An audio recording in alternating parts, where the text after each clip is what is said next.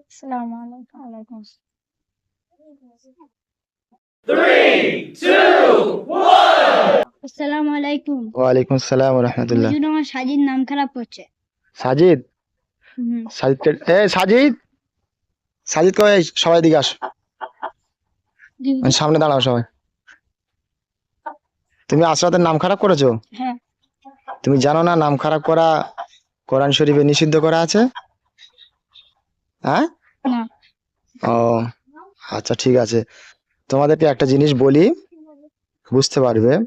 কোরআন শরীফের 26 পারায় সূরা হুজরাতের 11 নম্বর আয়াতে তার নিচের দিকে একটা কথা বলা আছে যে ওয়ালা তানাবাজু বিল আলকাব বিসাল ইসমুল ফুসুক বাদাল ঈমান।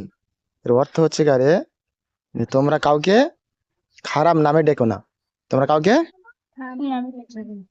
হ্যাঁ, এটা কতই না নিকৃষ্ট কাজ। বলছে বিসাল ইসমুল ফুসুক, এটা কতই না নিকৃষ্টতম কাজ বাদাল ঈমান, ঈমান আনার পরে।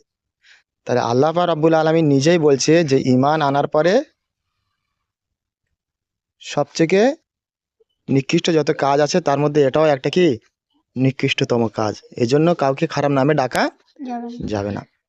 তারপর আরেকটা বিষয় হলো যে সবার আব্বা মা সবাইকে কি ভালোবেসে একটা সুন্দর নাম রেখেছে, ইসলামিক নাম রেখেছে, আমাদেরকে সেই নামে ডাকতে হবে। কি করতে হবে?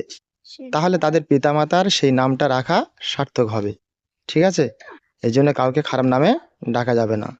সাদিদ যেহেতু আসরাতে খারাপ নামে ডেকেছো, এখন তুমি ওকে প্রথমে সালাম দাও, দিয়ে মুসাফা করো।